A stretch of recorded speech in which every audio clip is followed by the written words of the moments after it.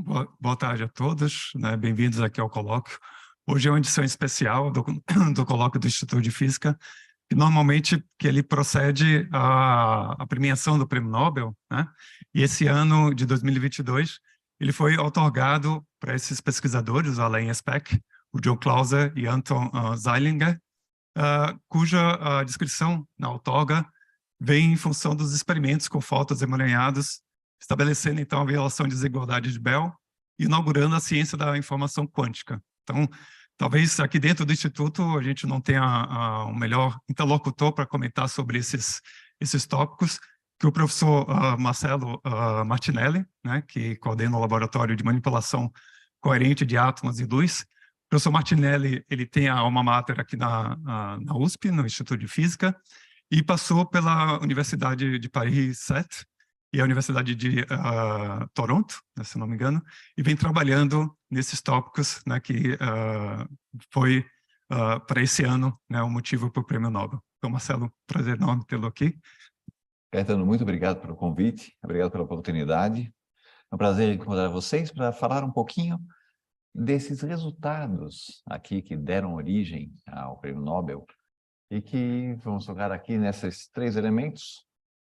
O que são esses fótons emaranhados, ou o que é esse emaranhamento? O que são essas violações das desigualdades de Bell?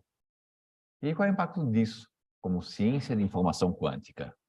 Vamos investigar isso, vamos dar uma olhada sobre isso e rever os experimentos feitos por Alain Aspect, John Clauser e Anton Zeilinger.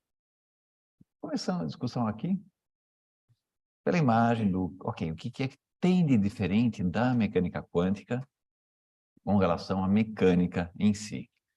Então, você tem justamente a mecânica bem estabelecida lá pelo século XVIII, Laplace acaba sendo justamente um dos elementos que fazem essa consolidação dessa imagem da mecânica quântica, de que você tem um sistema, você tem elementos, partículas, por exemplo, que vão estar num teatro, que ele pode representar isso em termos de posição e momento. Então, aqui está para uma dimensão, x, e o seu momento de uma partícula, e essa partícula pode descrever uma trajetória aqui dentro, qualquer.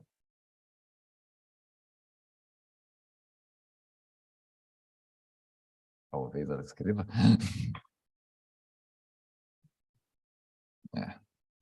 Peço desculpas aqui para o pointer.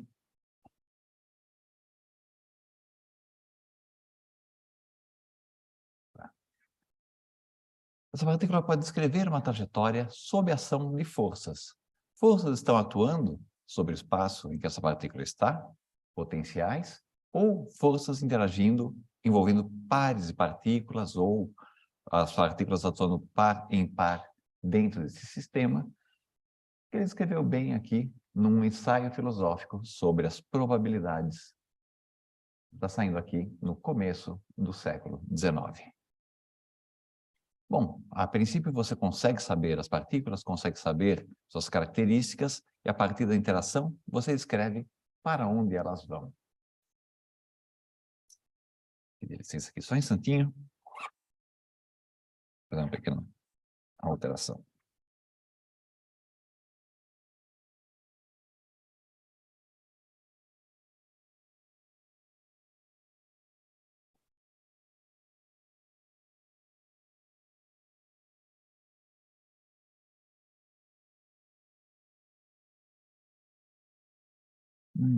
Tá.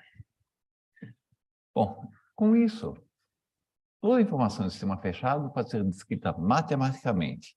Então, você tem uma foto, o estado do sistema, definido por grandezas que você mede, é como um jogo de bilhar, em que, dada a posição e velocidade de cada bola, alguém pode pegar e controlar, manipular esses elementos e alterar a evolução do sistema.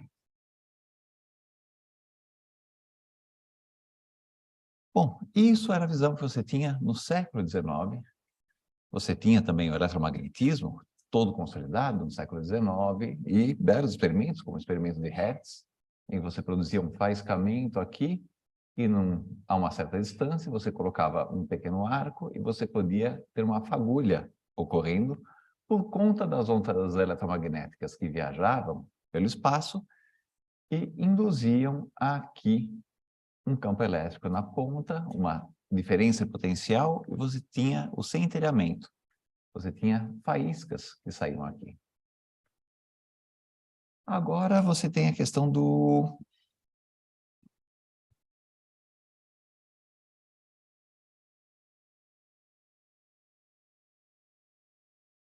Você tem uma observação curiosa, que essas faíscas saltavam mais facilmente quando você iluminava a região com uma luz no violeta.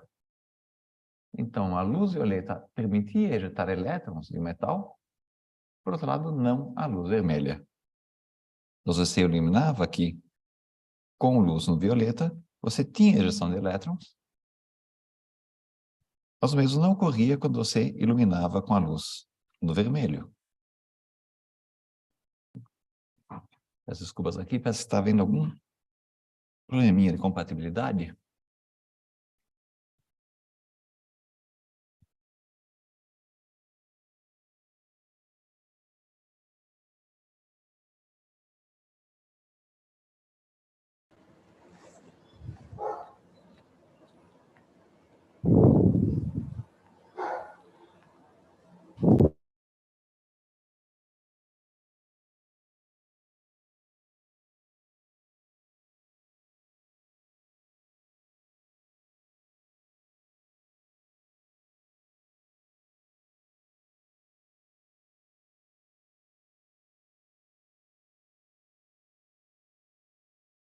Ok, pessoal, faço problemas técnicos, nós vamos fazer uma pequena troca aqui.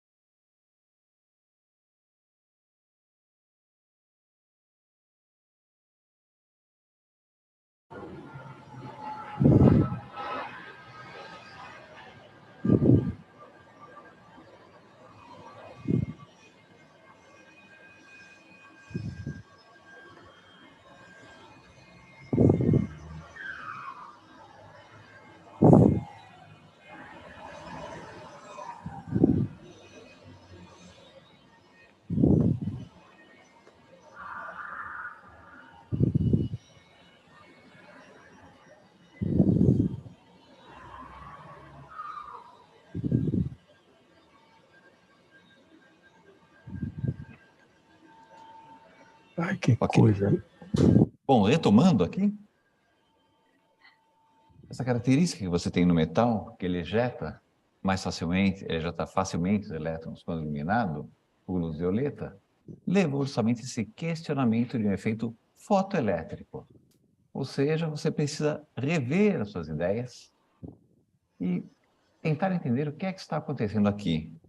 Uma das ideias que surgiram na virada do século foi a discretização da interação, a moeda de troca entre sistemas proposta por Planck para explicar a radiação do corpo negro. Em 1905, Einstein propõe a mesma ideia de uma moeda de troca para explicar como é que ocorre essa interação entre a luz e os elétrons da matéria. Basicamente, ele considera que se você manda aqui fótons de energia baixa, ou seja, na faixa do vermelho, você pode ter até uma absorção e aquecimento, sacudindo os elétrons, mas se você aumenta a energia desses fótons, você tem energia suficiente para ejetar esses elétrons. Assim, não importa quantos quantos fótons no vermelho você manda, você não vai conseguir fazer esses elétrons saírem, você só vai esquentar e agitá-los, mas mandando no violeta, você consegue liberá-los do metal. Então, você tem essa ideia desse quantum de energia, essa coisa que você começa a olhar como se fosse uma partícula, para a onda eletromagnética que incidia no metal. Bom, isso leva a propostas também, né? Se você pega justamente a luz, que é uma onda, e trata como partículas, tem a ideia posta por Louis de Broglie de você tratar a partícula como uma onda. Você vai associar um comprimento de onda ao momento da partícula e você vai descrever ela se propagando como se fosse uma onda. Nossa, é uma coisa curiosa, justamente essa onda ela não tem fim nem começo, ela é extensa, mas ela tem um momento muito definido por esse comprimento de onda. Bom, se é uma onda, você pode ter interferência, você pode somar ondas diferentes, obter interferência. E daí, ter a ideia de, combinando ondas diferentes, você pode ter algo como um pico, um envelope que vai descrever a posição de sua partícula a partir da interferência de diferentes momentos associados a diferentes comprimentos de onda. Isso leva justamente a uma relação de incerteza, que acaba sendo formulada por Heisenberg. Essa relação de incerteza pode ser entendida a partir dessa descrição ondulatória da mecânica quântica. Nós veremos que vai ser entendida também pela relação de medidas desse sistema. Então, essas relações de incerteza levam a novas regras nesse jogo de bilhar.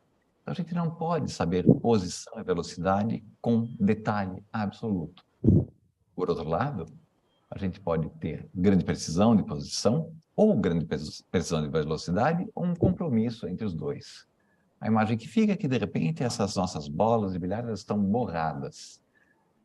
Seria isso apenas uma flutuação estatística que você está colocando sobre aquela descrição clássica da mecânica? Ok? Então, aí você teria a mecânica quântica coberta pela mecânica estatística com um termo a mais, uma flutuação da natureza intrínseca à sua medida. Era uma discussão que você tinha em andamento e ela foi posta especialmente por Einstein em 35, deu uma nota no New York Times. Consta que Einstein ficou bravo, não sei se com Podolsky ou Rosen, um dos dois colegas que teria solto essa informação para o jornal. O fato é que em 35, Einstein, Podolsky e Rosen colocaram o seguinte problema. Vamos pensar um sistema em que você tem duas partículas que interagiram e têm a sua evolução descrita por uma equação de onda, por uma função de onda. Então, eles discutem se é possível você ter esse conceito de realidade associado a essa função de onda. O que é esse conceito de realidade? Vamos pensar na função em si. O estado dessas duas partículas é descrito por essa função de onda. No fundo, é simplesmente uma entidade matemática extremamente localizada na diferença das posições, extremamente localizada na soma dos momentos. O fato é que se você mede a partícula na posição 1, você sabe qual é a posição 2 da partícula.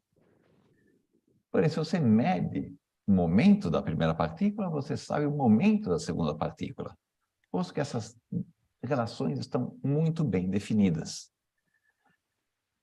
Agora, o ponto é, pela mecânica quântica, posição e momento dessa partícula são grandezas incompatíveis. Ela não pode estar num alto estado de posição e momento ao mesmo tempo. Chega a pergunta se talvez a gente pudesse descrever esse sistema numa situação em que a partícula teria posição e momento bem determinados previamente. A mecânica quântica seria ela completa? Ou teria alguma coisa além disso? Queria descrever justamente essa flutuação estatística aqui nos seus resultados e as correlações. Essa questão foi posta até por Karl Popper no seu livro de 35, da lógica da pesquisa científica, e na troca de cartas entre Einstein e Popper, No ano de 35, isso aqui foi em junho, em que ele começa a discutir com ele as ideias que ele estava trabalhando com Podolsky e Rosen. E nas próprias palavras de Einstein, ele acha que não é razoável assumir que o sistema B pode depender de uma medida executada no sistema A. Até aí tudo bem. O que ele coloca é que uma descrição completa de estado físico não pode conter uma ambiguidade na sua descrição. Então, não é possível encarar a função de onda como a descrição completa do estado do sistema. Deve haver algo mais profundo por trás. Por essa época, justamente, você já tinha o grande debate entre Bohr e Einstein. Aqui é uma foto de 22, em que já estavam discutindo e colocando, por essa época, eles já colocavam várias questões e experimentos envolvendo mecânica quântica e experimentos mentais, como, por exemplo, aquela imagem de experimentos de fenda dupla. Pegou aqui emprestado, aquela imagem do livro do Feynman, em que você tem aqui uma fonte de partículas, por exemplo, elétrons, que passam por duas fendas. Você pode medir aqui a sua taxa de contagem e comparar duas situações possíveis. Os elétrons passam pela fenda 1 ou pela fenda 2, gerando duas distribuições de probabilidade de incidir aqui nesse anteparo que se somam, ou a visão quântica. Você vai ter aqui a descrição ondulatória desses elétrons que vão passar por aqui, ou você não pode dizer, sobretudo, por onde eles passaram, e sem dizer por onde eles passaram, você vai passar a ter uma soma das funções de onda. E o que você vai ver vai ser a interferência desses dois termos cruzados, levando a uma franja visível aqui no anteparo. Desde que você abra a mão de saber por que fenda ele passou. Bohr retoma essa imagem nesse artigo, em que agora joga duas partículas na fenda, dizendo que as duas partículas vão sair daqui da fenda no mesmo instante de tempo. Elas vão seguir o seu caminho, só que como elas estão saindo da fenda, elas vão ter um momento que é transferido para esta fenda. O resultado, ele coloca, é que, apesar de termos uma relação de comutação entre x e p da primeira partícula e x e p da segunda partícula, que levam a uma relação de incerteza, a combinação linear de diferença de posição e soma de momento, esta não é limitada por uma relação de certeza. Se você faz aqui a comutação, você vê que esses dois termos comutam, portanto, você pode tê-los determinados com precisão absoluta. Você pode dizer que x menos vai ser 0 e p mais vai estar associado com um recuo daqui, da sua parede. Ele coloca isso como exemplo, como ideia do problema, e coloca justamente que a mecânica quântica e a estatística mecânica, a mecânica estatística, ainda que possa aceitar uma comparação para você lidar com as ideias e a compreensão do problema, é apenas um recurso, apenas uma muleta, ela não é necessária, ela é irrelevante para o problema. Você tem essa discussão, mas a questão é que você ainda não consegue descartar a ideia que possa haver uma teoria de variáveis ocultas. Satisfazendo essas condições, você pode ter a primeira partícula criada aqui, num estado de posição e momento, a segunda partícula num estado simétrico, refletido com relação ao eixo x, e vai somando isso, partícula a partícula. Então, você vai fazendo essa soma aqui, passo a passo, tendo a sua distribuição. No final, você vai ter uma distribuição de resultados aqui, espelhados. Nesse sistema, lidando com variáveis contínuas, você não consegue traçar uma linha e descartar, de início, uma ideia de variáveis ocultas. Bom, essa questão de variáveis ocultas, ela é retomada. Você tenta fazer teorias que possam compreender essas variáveis ocultas, reformular a mecânica quântica envolvendo variáveis ocultas, como fez David Bohm, inclusive no período em que ele publicou esse artigo, logo depois ele veio para o Brasil. Essa imagem é justamente aqui no Instituto de Física, nos arquivos do Instituto. Então, ele justamente fugindo do macartismo nos Estados Unidos, abrigou-se aqui no Instituto de Física e por essa época ele estava lidando justamente com esse livro, o problema. É dessa época também o livro dele sobre teoria quântica, em que ele faz uma proposta de medir isso, de fazer um teste, mas como você pegar e fazer medidas de posição e momento é uma coisa difícil, você fazer isso no limite último da mecânica quântica, por que não mudar a observável que você mede? Vamos ver, nesse caso, um momento angular. Você, por exemplo, tem aqui uma quebra, uma fissão de um núcleo e você pode medir qual é o momento angular dos seus produtos. Ou você pode ter a emissão de duas partículas e medir o momento angular dos subprodutos, seguindo aqui as regras de conservação. E como é que você mede momento angular? Bom, você passa de variáveis contínuas para um espectro que você já sabe de antemão que é discretizado. Você tem duas respostas possíveis. Vamos pensar, por exemplo, uma questão de magnetismo. Você tem uma bússola, um dipolo magnético. Você pode pegar um conjunto de bússolas, descartando aqui a interação entre elas.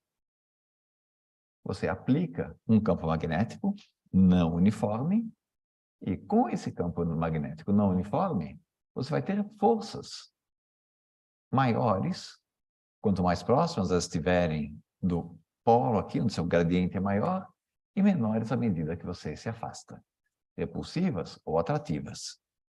Você vai ter uma distribuição aleatória de forças atuando, ou seja, se você pega e faz uma medida dessas forças, você vai ter simplesmente uma dispersão contínua de resultados. Bom, você usa pequenas bússolas. Você usa átomos de prata, saindo de um forno aqui no vácuo, produz um gradiente de campo magnético e faz uma medida aqui no anteparo. Você esperaria uma distribuição contínua, classicamente. O resultado vai ser 2 pontos bem distintos, como foi feito no experimento como foi observado no experimento de Stern-Gerlach. É uma medida dicotômica, em que você mede o spin, justamente, do último elétron desse átomo de prata que está saindo aqui. Todos os demais momentos angulares se cancelam, sobra só esse momento angular do elétron. Esse momento angular vai estar associado com um dipolo magnético e vai resultar numa força sobre esse átomo que puxa ele para cima ou para baixo, mas ele não vai ter resultado aqui no meio. Você fez uma medida, você alterou o estado do seu sistema, você selecionou aqui, nesse caso, duas medidas possíveis. É muito legal você fazer isso, por exemplo, com partículas. Por outro lado, é relativamente custoso. Podemos repetir esse procedimento utilizando saídas dicotômicas com fótons. Claro, tudo que a gente vai descrever aqui, a medida de polarização, pode ser descrita classicamente, até o limite que você faz essa medida, fóton a fóton. Então, você tem aqui uma luz não polarizada chegando, por exemplo, provavelmente a luz vinda dessa fonte, desse projetor.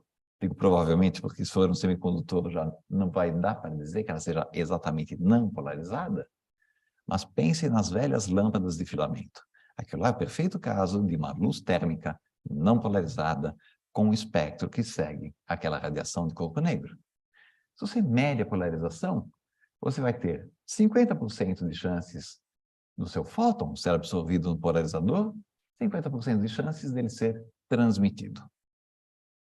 Você pode escrever isso como uma combinação de fóton, 50% de probabilidade dele estar na vertical, 50% de probabilidade dele estar na horizontal. Se você gira o polarizador, tudo bem, você só gira os eixos em que você descreve esse fóton. E mais uma vez você observa 50% de chances de absorção, 50% de chances de transmissão. Isso mostra um caso curioso justamente em que você tem essa alteração do estado pela medida. Então, você tem um fóton incidente, você tem um polarizador virado 45 graus com relação a esse fóton que você criou na polarização vertical. Metade dos fótons vão ser transmitidos, mas vão ser transmitidos com uma polarização de menos 45 graus. Se você faz uma nova medida agora na polarização, separando polarização vertical de horizontal, você vai ter a transmissão na polarização horizontal. Ou seja, se você faz a medida de polarização a 45 ou a medida de polarização na vertical horizontal, você tem um resultado. Se você inverte a medida, ou seja, mede primeiro na polarização HV e depois na diagonal, o que você vai ter no final é a absorção total dos fótons. Eles foram absorvidos aqui no primeiro polarizador e o resultado aqui vai ser totalmente zero, enquanto aqui 1/4 dos eventos eram transmitidos. Isso mostra que são medidas incompatíveis. Você não consegue fazer as medidas sem que uma afete a outra. O ordenamento altera o seu resultado. É isso que está expresso naquele comutador entre x e p. Medir x e p te dá um resultado, medir p e x te dá um resultado diferente. Essa não comutatividade está ligada àquela relação de incerteza. Então, esse determinismo mecanicista, baseado no conhecimento inicial da natureza, que você pode ir lá e tocar, ele não é adequado. Então, essa medida vai afetar a evolução do seu sistema. Isso leva, finalmente, ao seu princípio de incerteza de Heisenberg, que pode ligar, por exemplo, posição e velocidade de partícula, orientação de spin de um elétron ou a polarização de um fóton.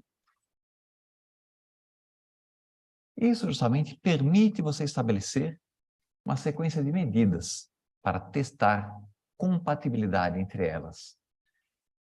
Então, você pode comparar medidas com polarizações distintas lá naquele experimento de Bohm, se você faz ele com fótons. Uma teoria de variáveis ocultas, ela vai ter um valor máximo de correlação, implicando que você tenha previamente algo que determine quais são os possíveis resultados dessa sua medida. Por outro lado, essa correlação pode ser superada pela mecânica quântica. Isso justamente está no coração dessa proposta de John Bell sobre um teste envolvendo o paradoxo EPR, numa revista que estava assim, no seu início, lá em 1964, uma revista meio obscura. Ou você não tinha internet, você não tinha grande acesso. Mas vamos voltar então às nossas medidas e ver como é que a gente pode jogar com isso na proposta feita aqui por Bell, por exemplo.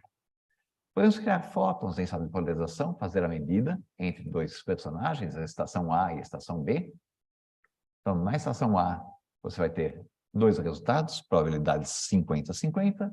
Na estação B, outros dois resultados, probabilidades também 50-50. Podemos fazer, então, geração de pares de fótons. A fonte manda os fótons para as duas estações. Ela sabe que ela está mandando uma polarização H e V para um lado, ou ela troca aleatoriamente entre essas duas combinações.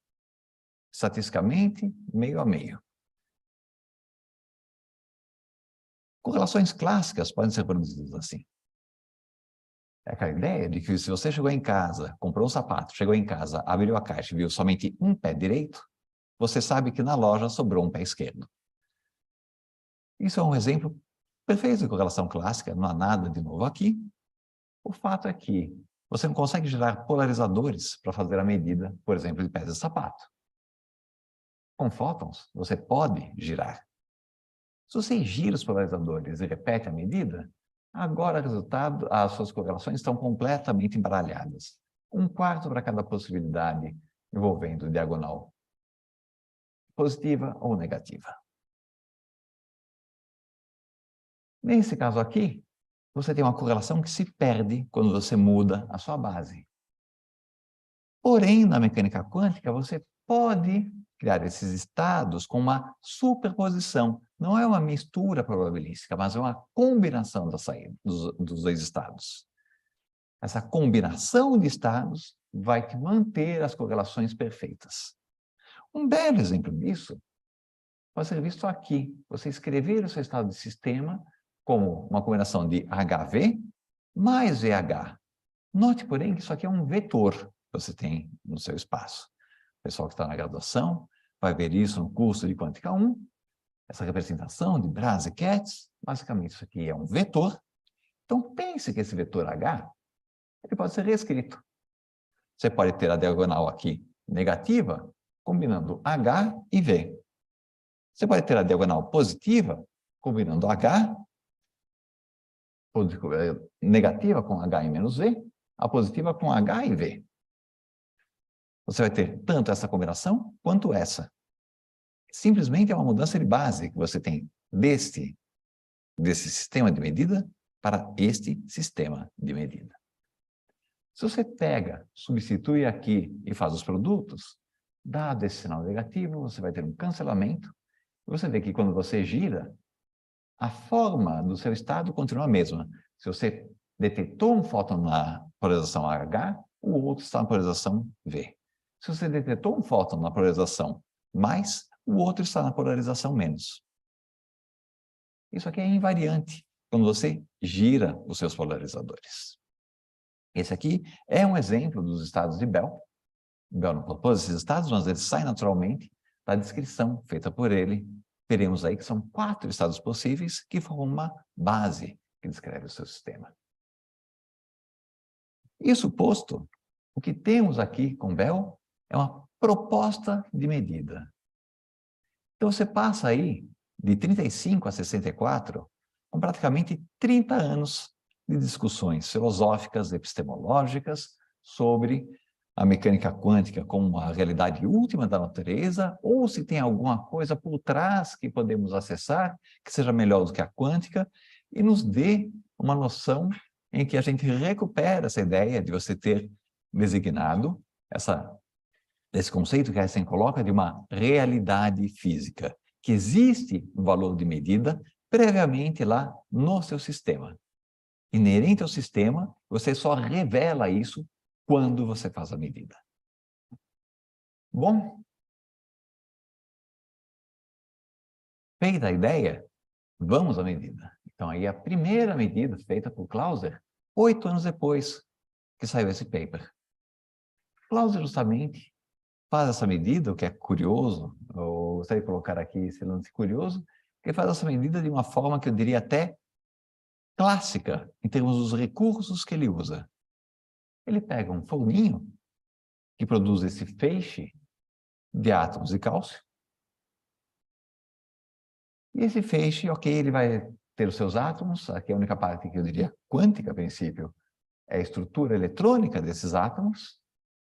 Ele vai excitá-los aqui em uma transição no ultravioleta para este nível que tem momento angular 0. Este nível aqui pode decair para o estado fundamental com a emissão de 2 fótons. Um primeiro fóton aqui para esse nível intermediário, um segundo fóton para esse outro nível, para o nível fundamental. Mas agora, esse nível intermediário, ele tem um momento angular 1.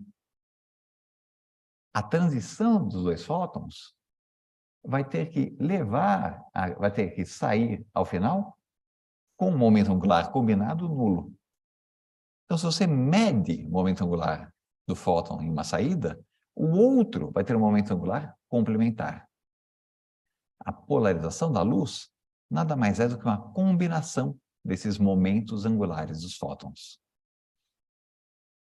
Então, ele faz isso com um bombeio, com uma lâmpada em que ele usa deutério aqui, um arco de deutério.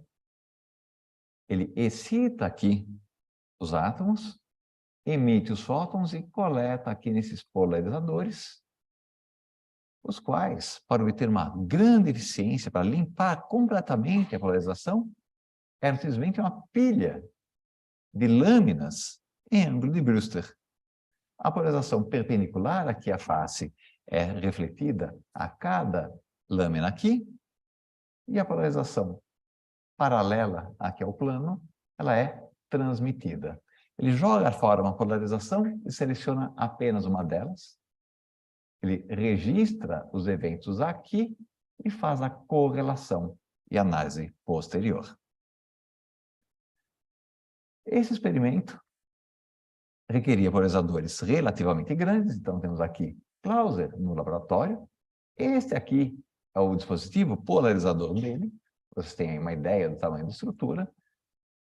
E o sistema de medida que ele tinha para detectar quando os fótons atingiam essas fotomultiplicadoras. Essas fotomultiplicadoras faziam justamente a ejeção de elétrons quando elas absorvem o fóton. Resfriadas aqui para reduzir a contagem que você tem devido à emissão termoiônica. Ele conseguiu levantar a estatística e ter uma curva que satisfaz a mecânica quântica, não uma teoria de variáveis ocultas. Seguindo lá o modelo de John Bell, você tem uma relação, uma inequação envolvendo a taxa de contagens em dois ângulos distintos, e essa diferença aqui está limitada a 1/4 por uma teoria de variáveis ocultas. No caso, ele consegue violar essa inequação com segurança, com várias ordens de grandeza, com uma relação de certeza grande, com um fator aqui, 5 sigma, levando 200 horas de medição. Ok, o experimento não é fácil, mas você consegue ter essa primeira violação da relação de certeza. Essa primeira violação dessa desigualdade de Bell. Outros experimentos feitos à mesma época, um pouco menos sãos, com algumas outras técnicas, apresentavam valores discrepantes, apresentavam valores que eram compatíveis com uma teoria possível de variáveis ocultas. Daí que entra justamente a discussão se era o fim ou se a gente conseguia ter ainda outros resultados, melhores resultados. Uma das discussões que apareciam eram as possíveis brechas, os loopholes. Um deles é a localidade. A medida precisaria ser escolhida aleatoriamente durante o voo das partículas. Vocês viram que o polarizador ele ficava em cima da sua fonte de luz, ocupando praticamente todo o espaço entre a fonte e o detetor. Por outro, a amostra tem que ser honesta, um fair sampling, ou dizer que a natureza não pode estar omitindo o resultado. Ela só clica quando o resultado é favorável à mecânica quântica e ela omite os resultados para uma teoria de variáveis ocultas. Pensando aí em qualquer possibilidade mais bizarra que essa teoria de variáveis ocultas poderia aceitar. Nesse caso aqui, o primeiro loophole não estava satisfeito, os polarizadores eram ajustados e medidos, reajustados e medidos, ponto a ponto. Eu poderia estar ajustando os fótons por algum motivo de acordo com a situação dos polarizadores? Esse índice de detecção estava em menos de 15% dos eventos. Não dava para descartar a ideia de fair sampling. Por essa época, separadamente, Alain Aspect estava num estágio de trabalho, justamente na École Normale nos Camarões, e lá ele estava refletindo e pensando sobre esse problema. Lhe ocorreu que ele poderia fazer um experimento em que ele chaveasse os polarizadores durante o voo. Então, colocar polarizadores aqui e no meio do caminho ele mudava para qual lado ele jogava de forma completamente independente, lado A e lado B. Ele levou essa proposta para o Christian Imbert, que falou para ele, olha, melhor, antes de você decidir, vai conversar com John Bell para ver o que é que ele acha. É muito curioso você pegar, por exemplo, as entrevistas de Alain Aspect, que ele coloca justamente que a primeira coisa que Bell perguntou para ele era: você tem um emprego permanente ou não? Porque se você se lançar nessa discussão filosófica, tentar fazer uma medida em cima desse problema, que por enquanto tem um aspecto puramente filosófico, você vai levar 10 anos ou você vai enterrar a tua carreira. Se você tem um emprego, então tudo bem, você está seguro e pode se arriscar a fazer isso. Eu falei, não, tudo bem, eu estou com um emprego permanente. Falei, então ótimo, então uma medida muito bonita, pode se lançar a aventura. Ele se lançou a aventura e a primeira coisa que ele colocou também aqui, à época, ela pergunta se, olha, eu tenho a ideia, será que vale a pena eu publicar ou deixar para depois? Ele falou, não. Você tem uma ideia, coloque-a, exponha para a crítica, exponha para o mundo. Foi o que ele fez em 75. E justamente, tempos depois, está aqui o laboratório, uma foto de um ótimo artigo do David Mermin, do laboratório dele, em que ele usa justamente lasers para fazer aquela excitação. Agora ele já está usando as técnicas que a quântica forneceu para nós, e você usar um laser para conseguir fazer o endereçamento. Aquela transição que ele tinha, ele faz agora com 2 lasers, joga o átomo no estado excitado com uma eficiência muito grande, controla quantos átomos ele vai ter, para ter sempre um átomo emitindo, e não mais do que um, e faz a medida em 82. Então, você tem aí mais 8 anos entre a proposta dele inicial e a execução. E o que é que ele faz? Ele tem aqui 2 moduladores que ficam chaveando a luz entre os polarizadores e as fotomultiplicadoras. E aqui ele começa a contar as coincidências do outro lado. Como é que faz esse chaveamento? É muito curioso. Ele pega uma ampola com água e coloca uma onda estacionária aqui, um gerador de 25 MHz, duas cerâmicas transdutoras, algo, no fundo, não muito diferente do eletreto desse microfone ou dos fones de ouvidos que vocês têm, mas que vão até 25 MHz. Criando essa onda acústica, ele consegue ter uma modulação de índice de refração que vai aleatoriamente ficar alternando, aleatoriamente não, há uma taxa de repetição dada pelo dobro dessa frequência, chaveando a transmissão e a deflexão. Então, a intensidade transmitida fica oscilando assim, a defletida oscilando de forma complementar. Então, com esse aparato, ele consegue fazer o desvio aqui de um lado para o outro, e do outro lado tem um aparato semelhante com uma outra frequência.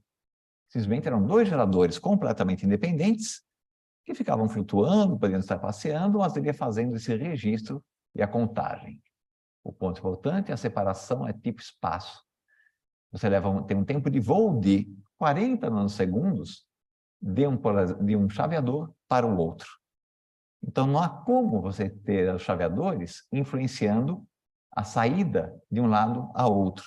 Mais do que isso, não há como estar influenciando a saída da luz aqui na sua fonte. O tempo de chaveamento aqui vai ser de 10 nanosegundos entre transmitido e defletido.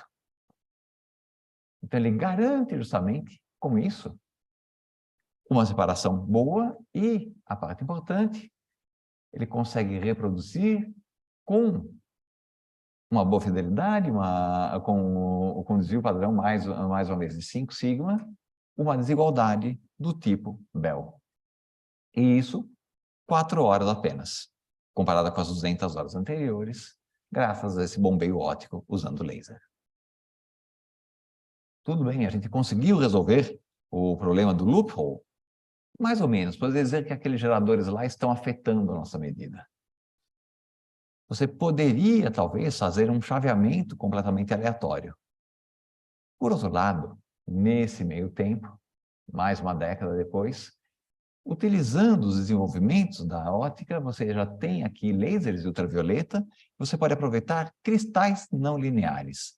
Você joga a luz nesse cristal, esse fóton no ultravioleta ele é quebrado num par de fótons, no infravermelho, e você consegue gerar aqui na saída, ajustando elementos que modulam as polarizações, essas lâminas de 4 de onda, 2 cones em que aqui no cruzamento você vai ter essa sua combinação de polarização horizontal e vertical. Então você vai ter aqui na saída um fóton emitido, vai sair por esse cone, o outro fóton é emitido pelo cone inferior, e na intersecção desses 2 cones, você vai ter de um lado HV e do outro lado VH, perfeitamente correlacionados. Só que você não sabe aqui se o fóton detectado pertence ao cone A ou cone B. Se você detectou um fóton aqui, você tem o outro dele do outro lado, o gêmeo. o gêmeo em polarização ortogonal. Agora, aqui nós temos os 4 estados de Bell. Os 4 estados que apresentam essa máxima violação de uma desigualdade. Ou seja, HV-VH, combinação mais e menos, HH e VV, combinação mais e menos. Com uma taxa agora de 1.500 eventos por segundo. Você tem agora uma taxa de emissão muito grande, e é isto aqui que justamente Anton Zeilinger utilizou para produzir, usando geradores de números aleatórios, fazer o chaveamento agora em 2 estações diferentes, lá em Innsbruck, na universidade, separadas por 200 metros. Era basicamente um rolo de 150 metros de fibra óptica indo daqui da fonte até a estação A, outro rolo até a estação B. Essas estações estão separadas aqui por 400 metros. Esse aqui é o cone de luz que você tem. Então, basicamente, qualquer hora que você faz a medida dentro desse intervalo aqui em Alice, você não vai estar podendo afetar, quer dizer, na verdade, qualquer configuração de medida que você faz em Alice, nessa faixa cinza, não vai estar afetando o evento medido em Bob. Nesse caso, as medidas feitas em Alice, dado o tempo de chaveamento, estão nesta faixa aqui, portanto, elas não podem afetar as medidas na estação B, e com isso, ele obtém essas franjas das taxas de coincidência quando ele vai girando os polarizadores, girando eletricamente, com aplicação de tensão. E aqui, ele obtém uma violação enorme. Tem uma violação aqui bem grande, já sai para as dezenas, com 15.000 coincidências em 10 segundos. Você já está na faixa em que você consegue produzir esses fótons à vontade. Você não precisa esperar horas. Você espera alguns minutos para fazer a sua medida. É a hora em que você pode começar a usar isso como ferramenta. Por exemplo, para fechar todas as brechas, tanto essa questão do tempo, quanto a questão da eficiência.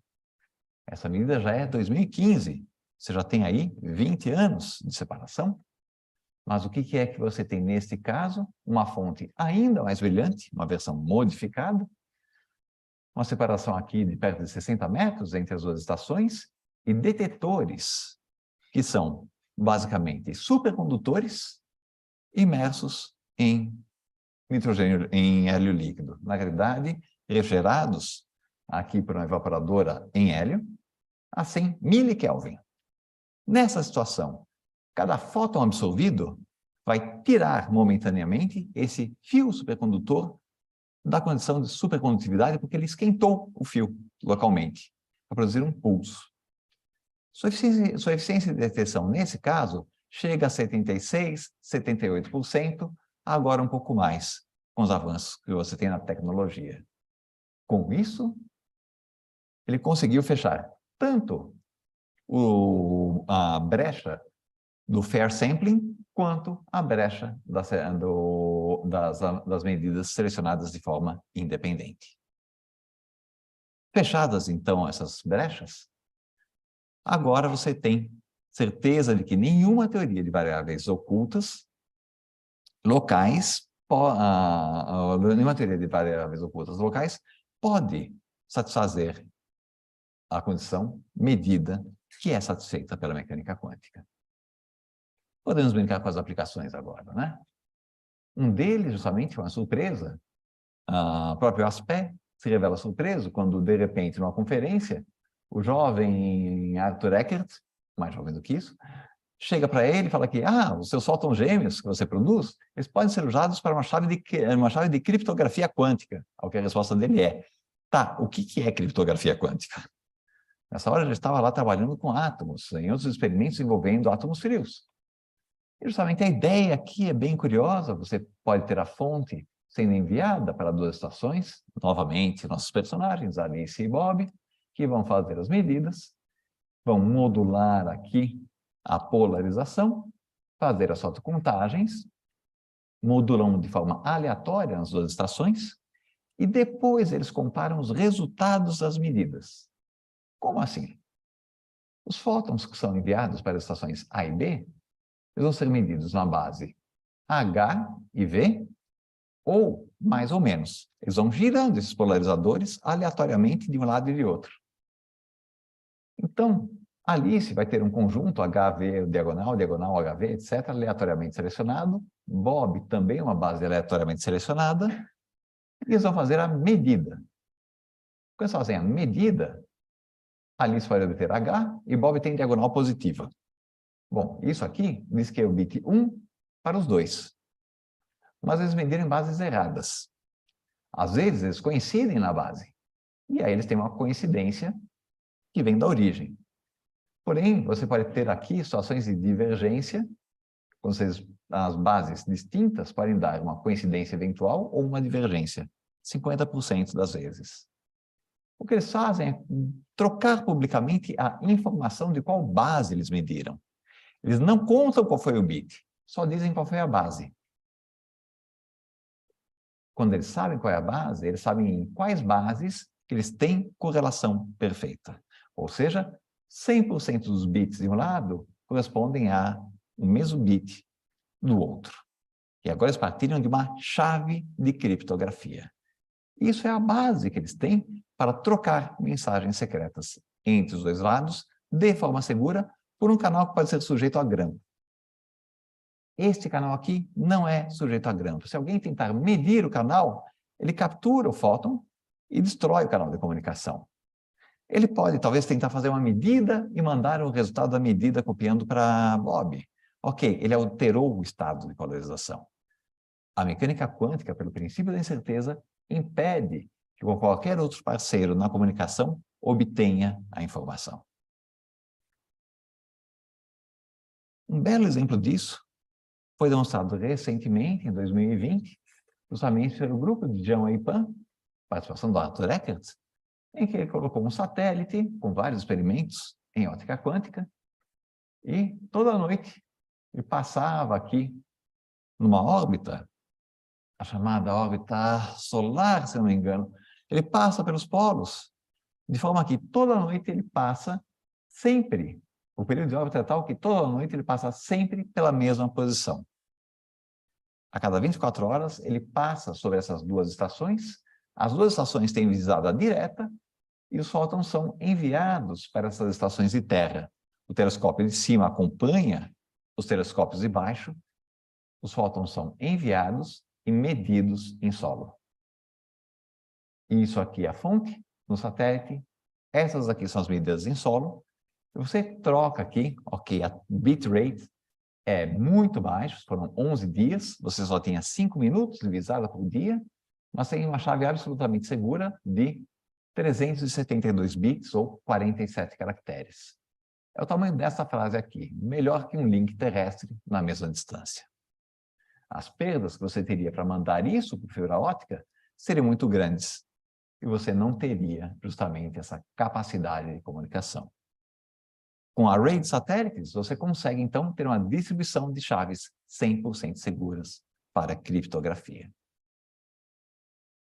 Agora, para fechar justamente a questão do teletransporte, que foi o que deu o prêmio Nobel, entre outras coisas, entre todos os avanços que o Zeilinger trouxe, o teletransporte que deu o prêmio Nobel ao Zeilinger, que é o uso disso para você fazer um protocolo de manipulação de informação.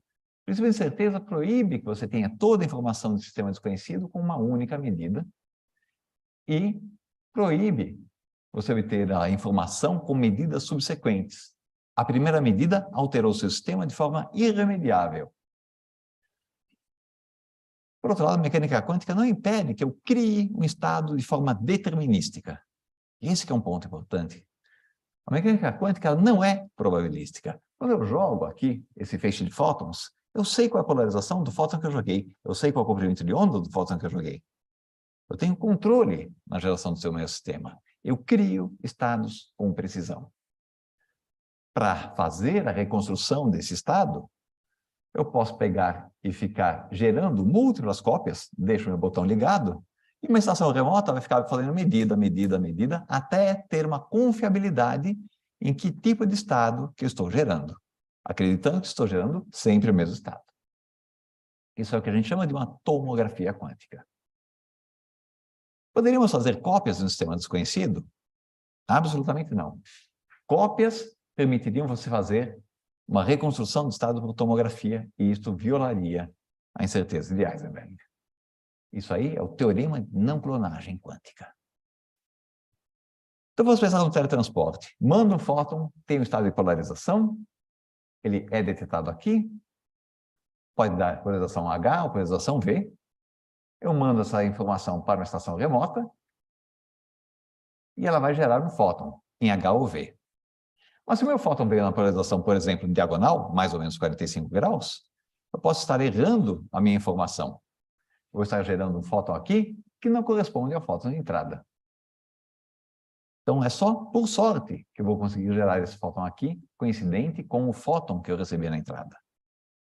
Esse é um protocolo de teletransporte utilizando recursos clássicos. Ele vai ter uma taxa de falha. Qual é o problema? Eu meço a informação do fóton aqui. Eu preciso não ter informação desse fóton. A melhor forma de fazer isso, para fazer um teletransporte, é colocar um divisor de feixe, um outro sistema de medida, e todo sistema que tem aqui, duas portas de saída, tem duas portas de entrada. E nessa porta eu jogo o meu estado emaranhado.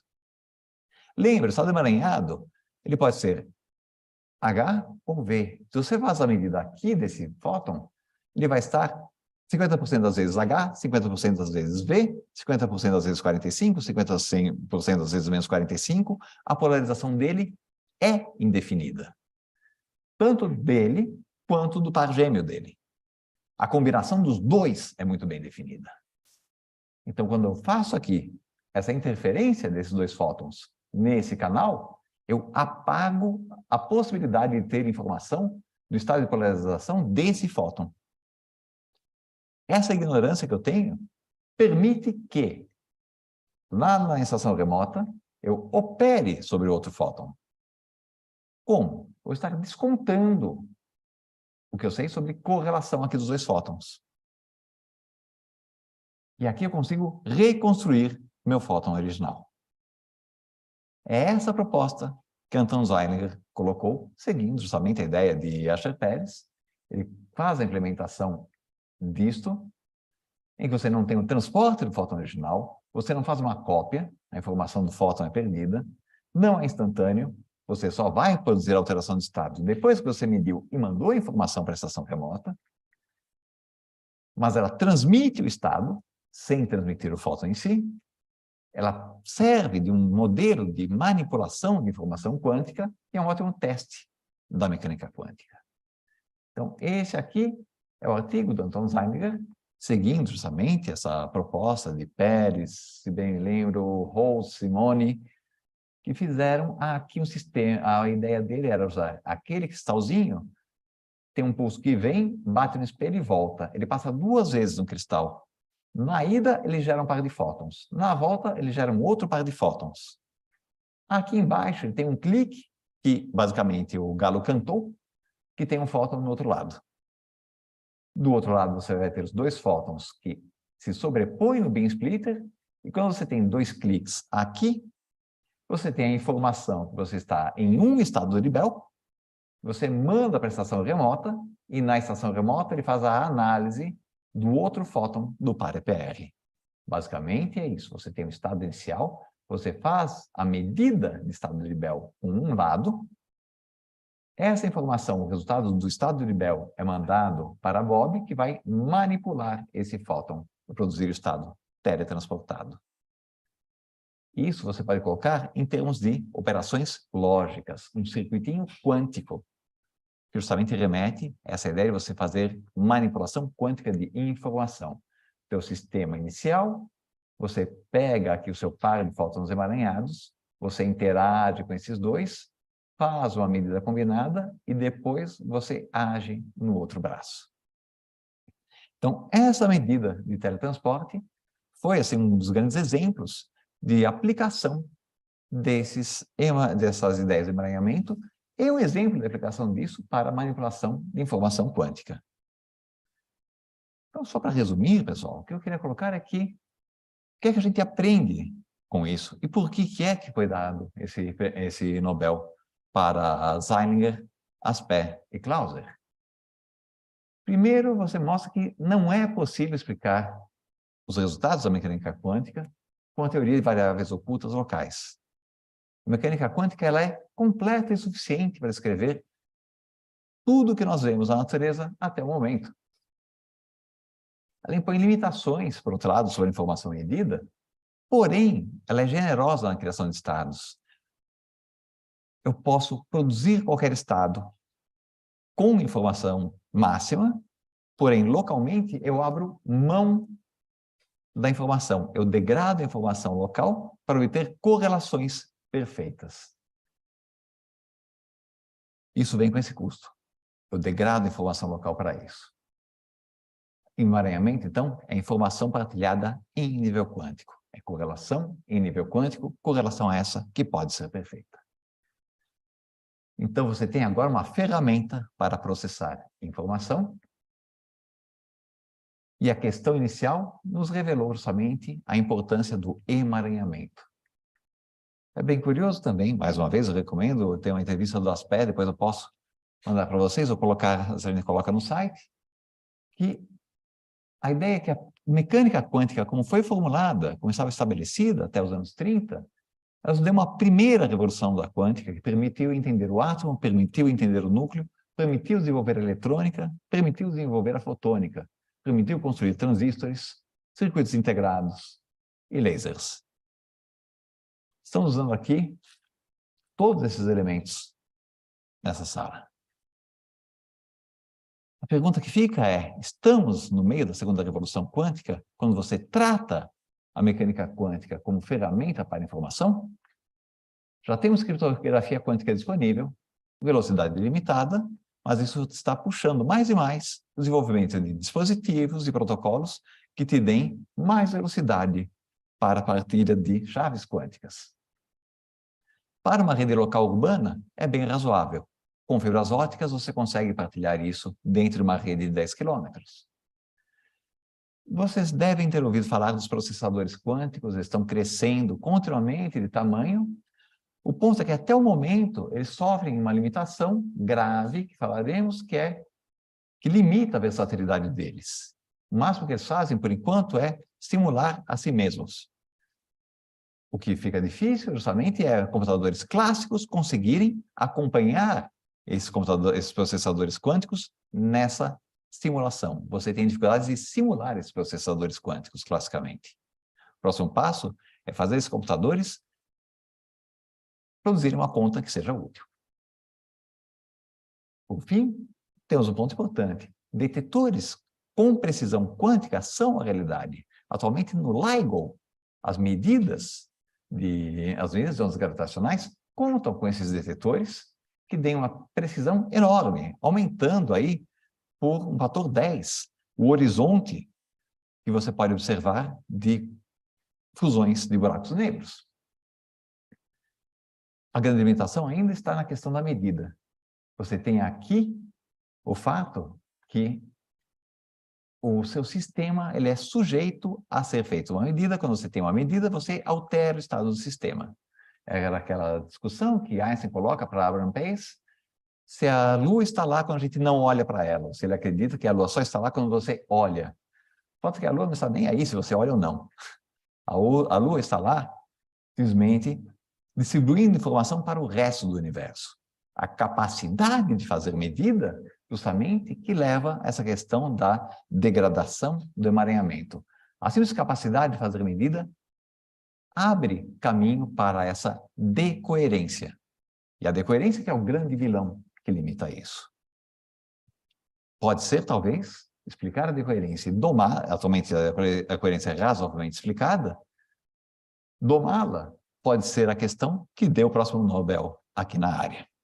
Por enquanto, o que temos é o Nobel justamente de Aspect, Clauser e Zeilinger sobre esses experimentos com fótons emaranhados, desigualdades de Bell e a ciência da informação quântica. Obrigado.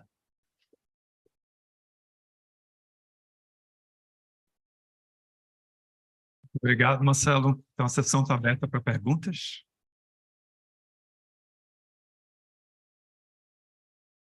Se não, para onde vamos, Marcelo?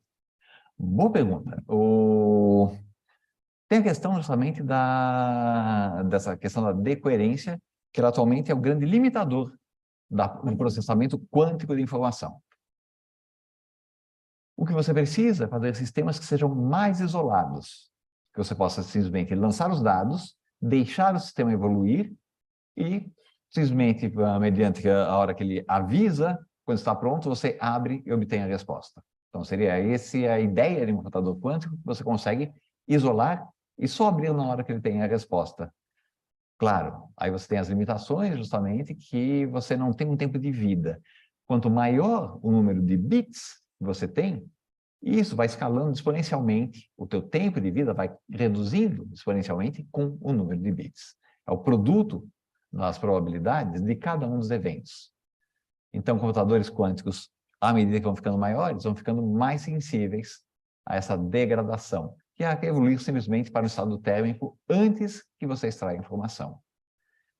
Existe aí justamente a ideia de você fazer protocolos que você seja resistente a erros. Mesmo um processador clássico, ele é sujeito a erros. Mas você tem protocolos nele de correção. Quando você, por exemplo, baixa um DVD e tem aquele hash dele, que é para um cálculo que ele faz em cima de todo o conjunto, para saber se ele chegou sem perder, sem ter corrupção nos dados que impeça o teu programa de funcionar. Isso é um protocolo clássico de correção de erro em computação clássica. Você pode ter protocolos semelhantes em computação quântica. Seria, então, aí uma fault-tolerant quantum computation, uma computação quântica que ela tem recursos para fazer correção. Então, isso é a possibilidade, ok, eventualmente um computador quântico que consiga vencer essas limitações é um caminho para um Nobel, além de uma fortuna. Perguntas? Se não, vou aproveitar que deu.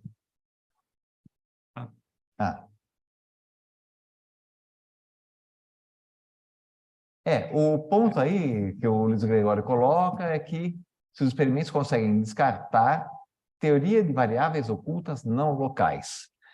Aí já começa a ser aquela coisa que você começa a ter muita liberdade na sua teoria para você poder colocar uma desigualdade. A desigualdade de Bell, ela lida com variáveis ocultas locais.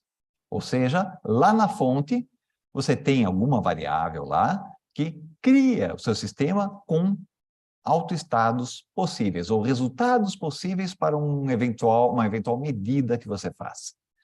Se você coloca aqui, ok, você vai ter aí uma variável oculta na estação A e na estação B, que possam estar eventualmente comunicando entre si, eventualmente até de forma superluminal, bom, tudo bem, você pode realmente colocar qualquer coisa que eventualmente emula a mecânica quântica. Só que a mecânica quântica ela não entra em conflito com nenhum outro postulado, não entra em conflito com a relatividade, você não tem superluminalidade envolvida. Então, você pode fazer uma teoria que seja, eventualmente, mais complexa que a mecânica quântica, mas, nesse caso, a mecânica quântica ainda é mais simples. Dado uma teoria, talvez possam ser colocadas novas relações, um pouco no espírito do que John Bell fez, para criar essa linha para dividir qual é o limite de uma teoria contra a outra. Em cima da pergunta do Gregório, isso acaba levantando, então, quanto à questão das interpretações que a gente teria, as possíveis interpretações que teríamos junto à mecânica quântica, né? Seria um bom filtro, ou melhor, esses experimentos acabam descartando boas essas antigas interpretações. Exato. Então você tinha aí, pelos anos 50, tinha assim uma fauna de interpretações da mecânica quântica. E também, quer dizer, você pode ter assim as duas abordagens. A abordagem pragmática, dane-se a interpretação, com tanta coisa para fazer, eu vou fazer conta e rodar experimento.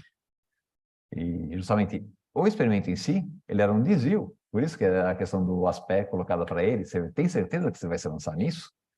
Porque na época estava todo mundo aplicando, com um universo de possibilidades em estado sólido, ou física atômica, e molecular, ou física nuclear, quer dizer, um monte de locais em que você tinha simplesmente a possibilidade de ficar aplicando a mecânica quântica, aplicando as medidas, sem ficar se preocupando com as interpretações. Nesse caso aqui, a ideia justamente posta por Bell é uma medida que consegue separar aí esse conjunto de interpretações da mecânica quântica. Claro, você pode ficar discutindo agora o que é que representa a função de onda, etc., mas no fundo tem essa imagem consolidada de que você tem algo que é o operador de densidade, é o estado do teu sistema, o que no fundo volta para a Laplace. Você tem o seu sistema em um estado, mas você não vai descrever esse estado em termos de posição e momento. Você vai descrever esse estado através de uma matriz, pode ser uma forma de você representar, uma forma conveniente de você representar a função de onda e misturas estatísticas de função de onda. E esse estado, ele pode ser assim, puro, se você tem ele perfeitamente determinado, misturado, se você tem uma mistura estatística de estados. Porém, ele contempla tanto a mecânica estatística quanto a mecânica quântica. E se você tem alguma pergunta ao seu sistema, você pergunta no estado. Você pega sua medida e faz uma projeção no estado e vê qual é o resultado. Então, aí vai um pouco naquela ideia do Asher Pérez, que diz que a mecânica quântica não precisa de interpretação. Simplesmente ela é descrita através desse operador de densidade o estado é descrito pelo operador de densidade e dele você tira o que você quer. Acho que o Paulo fez um comentário aqui. O Paulo está comentando aqui justamente as desigualdades de Leggett, que são satisfeitas por variáveis ocultas com não localidade restrita. A mecânica quântica viola essas desigualdades no experimento Zeilinger de 2007. Obrigado, Paulo. Mais perguntas? Não.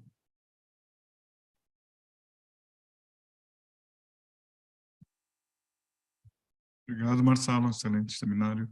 Eu queria ter uma ideia se tem algum tipo de controle de uma variação de polarização depois que você passa dos polarizadores no seu experimento, tá certo? Tem algum tipo de controle, porque você pode ter algum material de Croix, não sei, alguma coisa no meio, principalmente quando você aumenta muitas distâncias, que pode estar girando, né? Vamos chamar assim, variando a sua polarização. Tem algum tipo de controle nesses experimentos para isso? O primeiro passo que você tem aí, no caso, pegando especialmente os do Alan Aspect, do John Clauser, os três experimentos, os primeiros, eles são feitos com propagação em free space. Então, seu meio não é birefringente, ele não vai mexer na polarização. Quando você coloca um polarizador, você selecionou a polarização. Depois disso, se o seu detetor tem alguma birefringência, desde que ele não absorva, ele pode pegar essa polarização e virar ela. O vidro da sua fotomultiplicadora pode acabar pode ter uma tensão lá e acabar girando a polarização da luz que chega no detetor. Mas o fato é que o fóton estava lá, atravessou e fez a ejeção do elétron lá na sua fotomultiplicadora.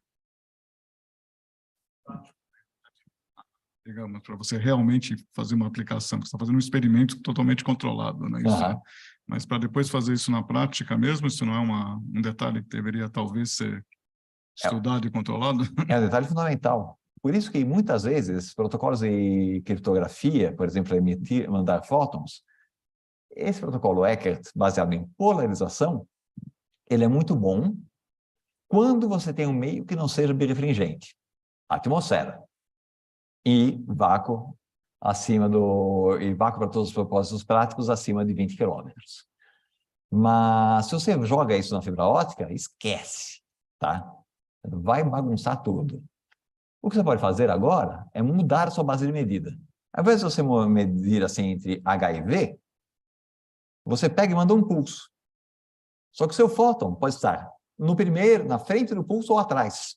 Quer dizer, você manda assim, você põe o chamado interferômetro de Franson, e basicamente, não sei quando, não vai ser visível, é só longe, mas você manda um fóton aqui, com os espelhinhos, você tem seu fóton está num pulso, Na saída, você vai ter uma interferência entre o caminho curto e o caminho longo. E dependendo aqui, você vai ter uma relação de fase do seu fóton estar no estado longo, mais uma fase do curto. Você pode manipular isso. Então, agora você já não tem mais polarização. Você tem tempo de voo. Claro, aí você pode discutir a dispersão da sua fibra óptica. Mas, dependendo aí desse tempo do pulso, tá bom, a dispersão não vai ser um problema. Você vai estar numa superposição de fóton pelo caminho curto e pelo caminho longo. Então, esse é um outro protocolo que você pode usar, por exemplo, para a transmissão de informação em nível quântico. Você pode lidar com essas outras bases de medida, ao invés de polarização. A polarização foi uma primeira que surge justamente da conveniência de você utilizar uma transição atômica, que aí a soma do momento tem que ser zero na transição de dois fótons. Mais perguntas? Bom, se não, vamos agradecer novamente ao Marcelo. Obrigado. Convidados ao café na saída aqui do colóquio. Obrigado.